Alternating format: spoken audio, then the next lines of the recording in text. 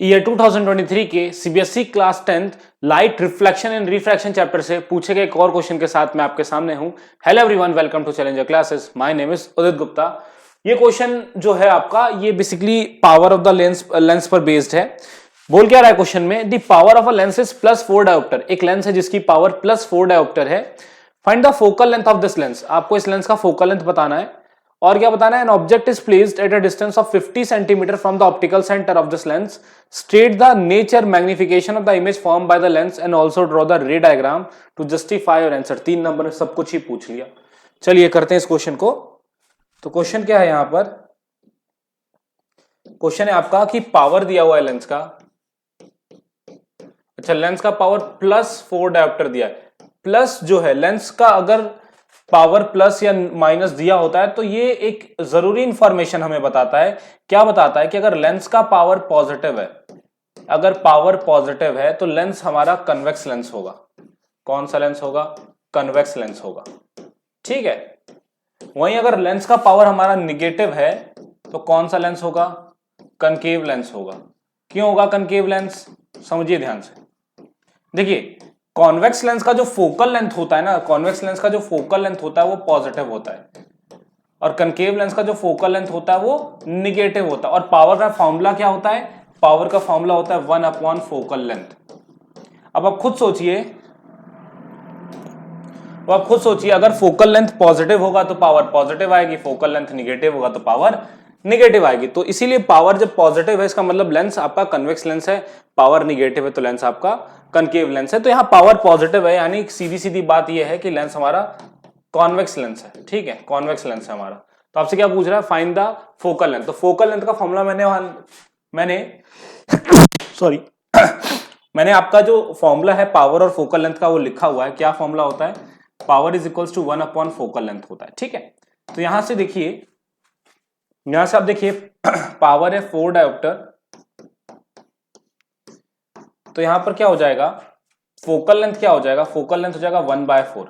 कैसे होगा? F इधर जाएगा। ठीक है, तो ये ऊपर चला जाएगा, डिनोमिनेटर से न्यूमरेटर में चला जाएगा, और 4 इधर नीचे आ जाएगा। ठीक है, तो ये आ जाएगा 0.25 मीटर। फोकल लेंथ मीटर में आता है। जब भी पावर डायोप्टर में दी होती है ना, तो आपका फोकल लेंथ जो होता है वो मीटर में आता है। इसको सेंटीमीटर में अगर आप करोगे तो फोकल लेंथ आएगा +25 सेंटीमीटर। कितना आएगा? +25 सेंटीमीटर फोकल लेंथ आ गया हमारा।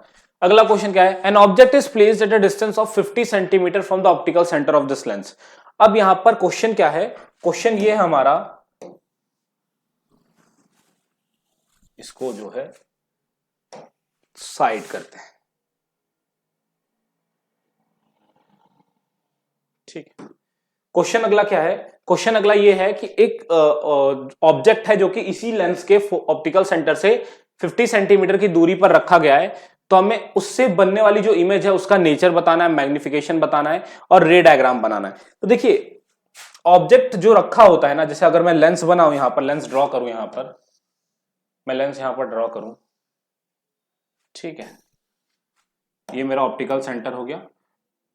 फोकल लेंथ दोनों तरफ होती है।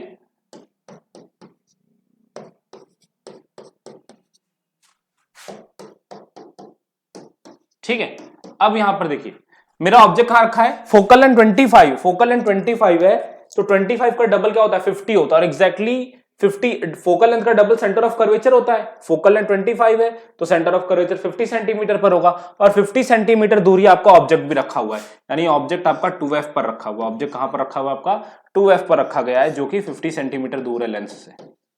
ठीक है, इमेज कैसी बनेगी यहां पर?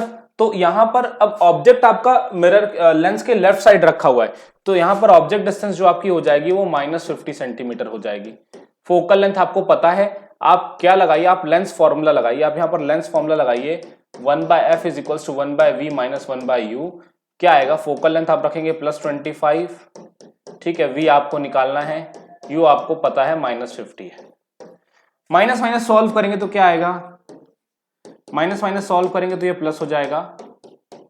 अच्छा, इक्वल टू की इस side, right hand side 1/50 positive है, तो लेफ्ट साइड आएगा तो 1/50 क्या हो जाएगा?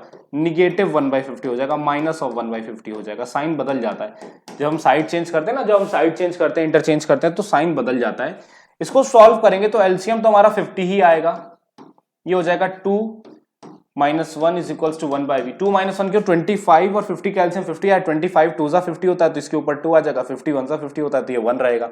ये आ जाएगा 2 माइनस 1, सॉल्व करेंगे तो 1 बाई 50 आ रहा है। क्रॉस मल्टीप्लाई कर लेते हैं इसको, वैसे तो क्रॉस मल्टीप्लाई करेंगे तो v हमारा आ जाएगा प्लस 50, यानी v जो बनेगा वो भी, इमेज जो बनेगी वो भी 50 सेंटीमीटर पर ही बनेगी, यानी सेंटर ऑफ कर्वेचर पर ही बनेगी। बनाते हैं रे डायग्राम इसका।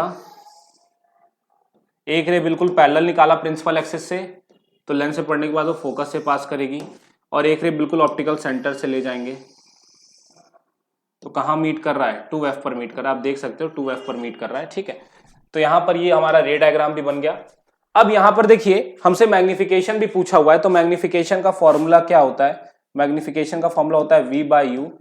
तो v बाई यू अगर फॉर्मूला होता है तो v कितना है प्लस 50, u कितना है माइनस 50, तो आएगा -1। मैग्निफिकेशन -1 आ रही है, मैग्निफिकेशन -1 आ रहा है। अब मैग्निफिकेशन का जो साइन है वो भी हमें कुछ इंफॉर्मेशन देता है, और मैग्निफिकेशन की जो वैल्यू है वो भी इंफॉर्मेशन देती है। मैग्निफिकेशन 1 का मतलब होता है कि सेम साइज की इमेज बनेगी, इमेज का जो साइज होगा सेम साइज होगा, सेम साइज, सॉरी स्मॉल लिख रहा हूं मैं, सेम साइज की इमेज बनेगी, same sized image, same sized image बनेगा।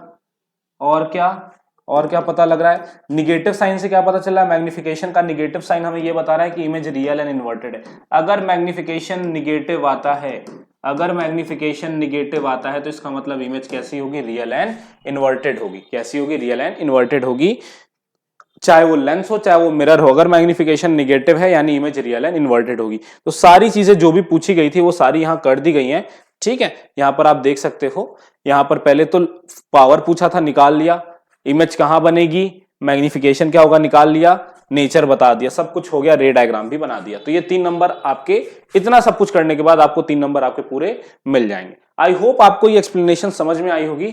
हमारे साथ बने रहिए, हमारी वीडियोस को देखते रहिए, अभी और भी वीडियोस आएंगी लाइट चैप्टर के क्वेश्चंस की, उसके बाद हम दूसरे चैप्टर्स की भी, जो चैप्टर वाइज है ना, हम क्या करेंगे वीडियोस बना करके आपके प्लेलिस्ट में दे देंगे, ताकि आप अपने एग्जाम की तैयारी अच्छे से कर पाइए। हमारी वीडियोस को लाइक करिए, चैनल को सब्सक्राइब करिए, और अपने दोस्तों को जरूर शेयर करिए, क्योंकि ये बहुत इंफॉर्मेटिव वीडियोस हैं, इससे आपकी काफी मदद मिलेगी आपके एग्जाम्स में। तो आप दूसरे का भी भला करिए, अगर आपको ये आप तक ये वीडियो पहुंच रही है तो अपने दोस्तों को भी शेयर करिए, ताकि वो भी देख करके अपने एग्जाम्स की तैयारी को और मजबूत कर सकें। Thank you.